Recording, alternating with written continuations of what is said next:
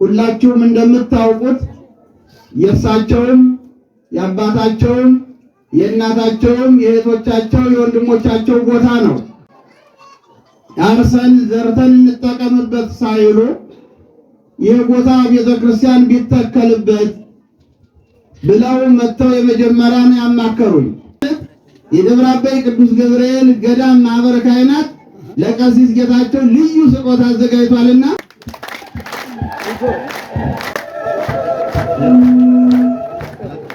ለቀሲስ ጌታቸው ቤተክርስቲያን በመመስረቱ እንዲሁ አንድ ካባና መስቀል ልከዋል። እግዚአብሔር ይስጥልን ብላችሁ መስክሩልን። ለሰራ ማበረታታት ጸሩ ጻድቃን ወእግዚአብሔር ሰሞም ጻድቃን ወደ እግዚአብሔር ጮኹ። እግዚአብሔርን ጩኸታቸውን፣ ልመናቸውን፣ ሐሳባቸውን፣ ተምኔታቸውን ፈጸመላቸው።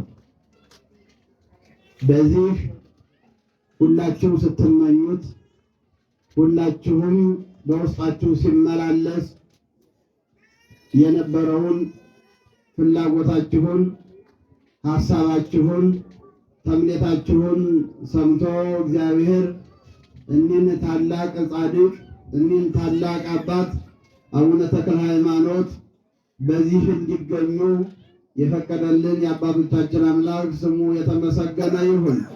እግዚአብሔርን እንብላችሁ አመስግኑት። እንኳን ደስ አላችሁ። እውነትን ለመናገር ዛሬ ደስታችን እጅግ የላቀ ነው።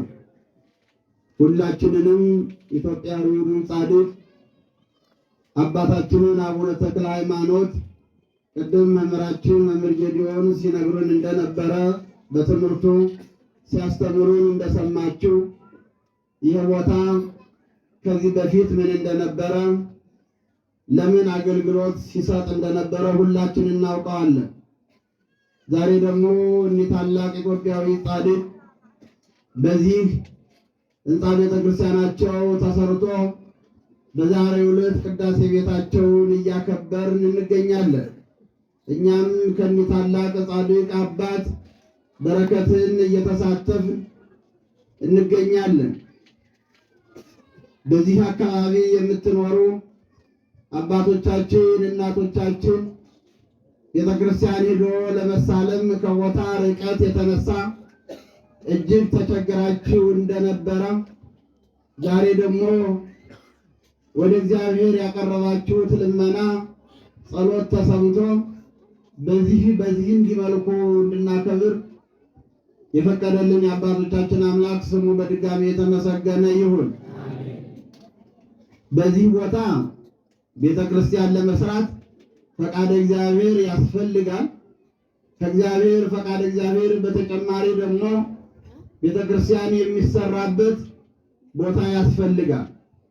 ይሄ ቦታ እንዲሰራ ታላቁ ጻድቅ አቡነ ተክለ ሃይማኖት በዚህ ላይ እንዲሰሩ ቀደም በመርሃ ግብሩም ሲመሩ የነበሩት ቀሲስ ጌታቸው እንዳላመው ቀደም ሲል አባታቸው ቀሲስ እንዳላመው በደብረ አባይ ቅዱስ ገብርኤል ገዳም ዋና መስራች በመሆን ቤተክርስቲያኑን ሰው ባልነበረበት ዘመን ራሳቸው ቄሰ ገበዝ፣ ራሳቸው ዕቃ ቤት፣ ራሳቸው ካህን ሆነው ቤተክርስቲያኑን አሁን ላይ እኛ እስከምንደርስበት ድረስ ያደረሱ ታላቁ አባታችን ቀሲስ እንዳላመው ናቸው።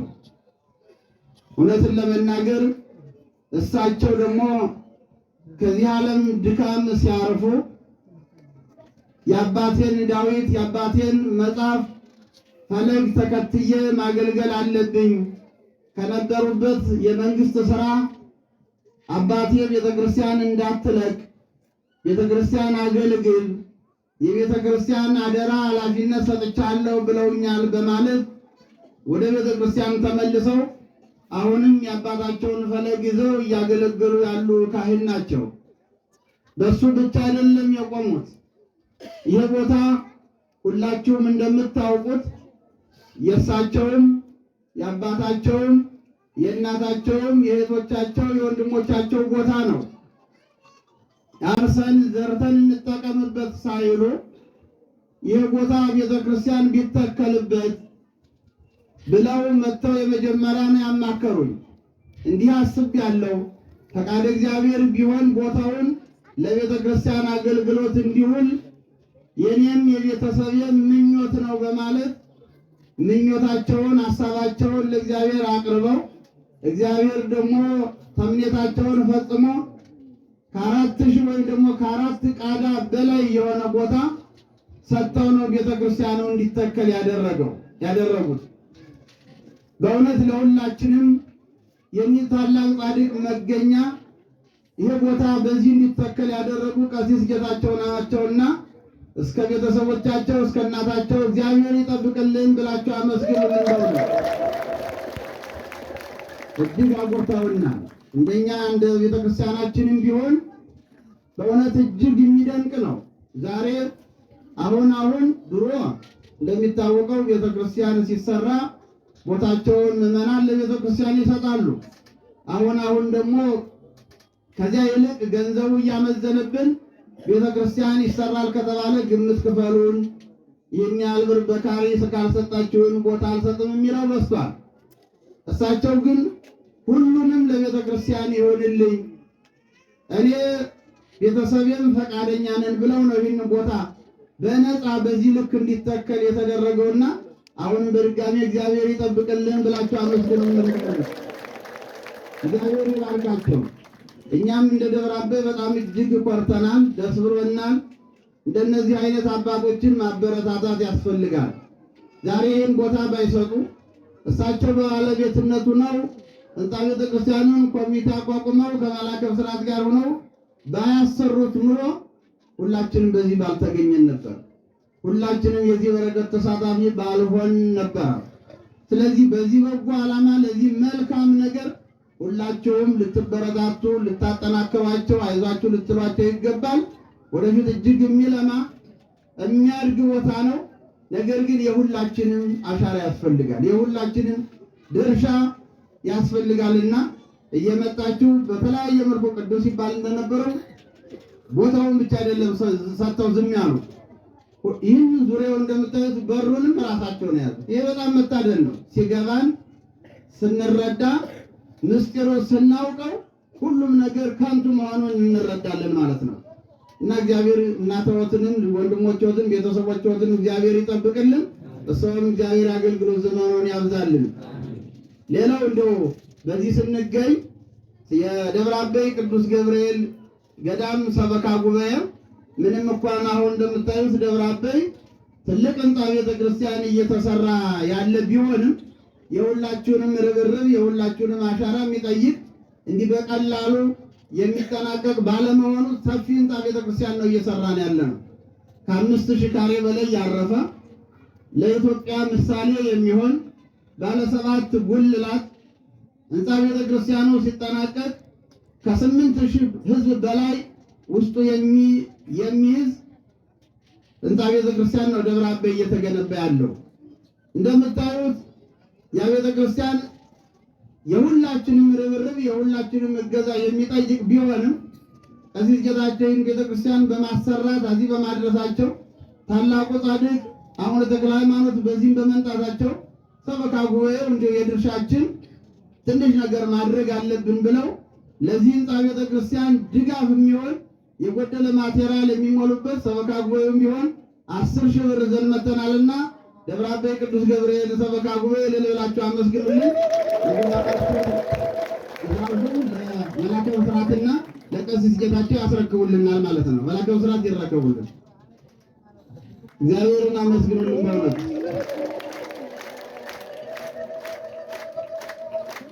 እንግዲህ ሰበካ ጉባኤ ቅድም እንዳልኳችሁ ሕንፃ እየሰራ ነው። ግን መቼም ቢሆን መደጋገፍ፣ መረዳዳት ምዕመኑን ብቻ ሰጦ ሳይሆን እኛም አይዟችሁ ማለት ስላለብን ነው።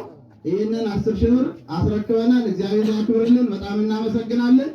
ሌላው ቀሲስ ጌታቸው ቦታቸውን ሰጥተው ይሄ ቤተክርስቲያን እንዲሰራ በማድረጋቸው ምንም እንኳን ሌሎች አብረው የሰሩ ያገዙ የመሰረቱ ቢሆንም ቀሲስ ጌታቸውን ግን በልዩ ሁኔታ ማህበረ ካህናቱ ማየት አለብን፣ እንዲሁ ሌላውም ካህናት ከሳቸው መማር አለብን በማለት የደብረ አባይ ቅዱስ ገብርኤል ገዳም ማህበረ ካህናት ለቀሲስ ጌታቸው ልዩ ስጦታ አዘጋጅቷልና ታላቁ አባታችን መላከ ብስራት ተነስተው ለቀሲስ ጌታቸው ይህን ስጦታ እንዲሰጡልን በታላቅ አክብሮት እጠይቃለሁ።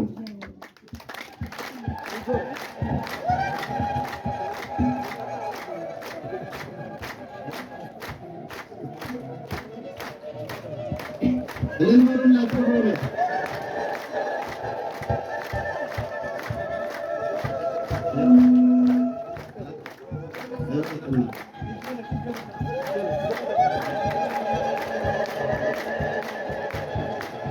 ይታረም የተባለ ነው።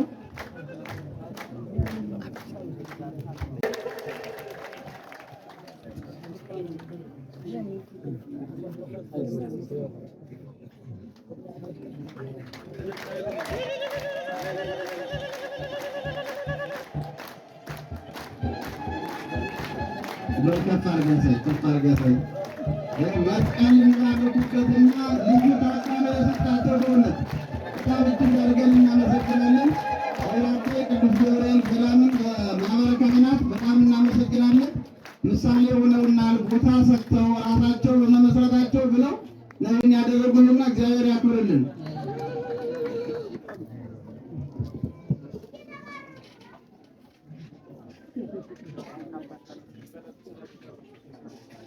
ቅድም ሲባል የነበረው እዚህ ሲገለጽ የነበሩት በሩንም 40 ሺህ ብርም ሰጥተው የሰሩት ቀሲስ ዮሐንስ የሚባሉት ዛሬ ባለመኖሬ ለቀሲስ ጌታቸውን ቤተክርስቲያን በመመስረቱ እንዲሁ አንድ ካባና መስቀል ልከዋል። እግዚአብሔር ይስጥልን ብላችሁ መስቀልን በጎ መስራት መልካም ማድረግ እንደዚህ በጣም እጅግ ያስደስታልና በጣም እናመሰግናለን። በእውነት እግዚአብሔር ያክብርልን። ለሰራ ማበረታታት ማጠናከር አይዟችሁ ማለት ይጠበቅባችኋልና በርቱ። የቤተክርስቲያን ብዙ ገና የጎደለው መሟላት የሚገባው በርካታ ነገር አለና ሁላችሁም አንዳንድ ምንጣፍ፣ ወንበር፣ ቅድም እንደተባለው ኮርኒስ የምታዩት ቤዳሪ ልስን ያስፈልገዋል። ክረምት ነው፣ መደልደል ያስፈልገዋል። ሁላችሁም እግዚአብሔር ያውቀዋል። ድርሻችሁን እንድትወጡ በዛ አጋጣሚ አደራ ማለት እፈልጋለሁ።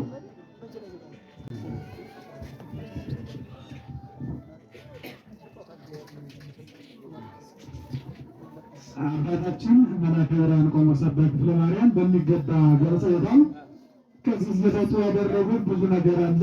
ነገር ግን ተዘርዝሮ ስለማያልቅ ኃይላቱን ገልጸውልናል። አማክሬ ለዚህ መሰረት ያደረሱኝ አባቴ መላከ ብርሃን ቆሞስ አባ ክፍለ ማርያም በመሆናቸው እሳቸውን ሊገባቸው ሌላ ነገር ነበረ። እኔ ግን የልጅና አባት መገለጫ የሚሆን ትንሽ እንደ በረከት እንድሳተፍ ሽልማት አለችኝና እድል ብትሰጥ ይሆናል። ወደ ቀሲስ ጌታቸው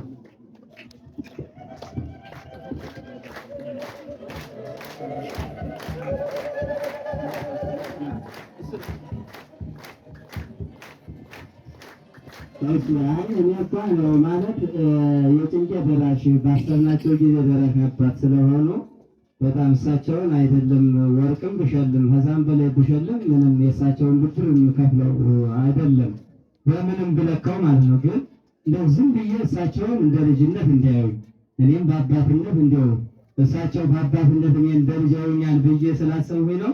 ዛሬው ባለመምጣታቸው ነው። እንግዲህ ቢመጡ ደስ የሚል ነበረ። ግን በተወካያቸው አማካይነት እችን ሰዓት እሸልማቸዋለሁ ለእሳቸው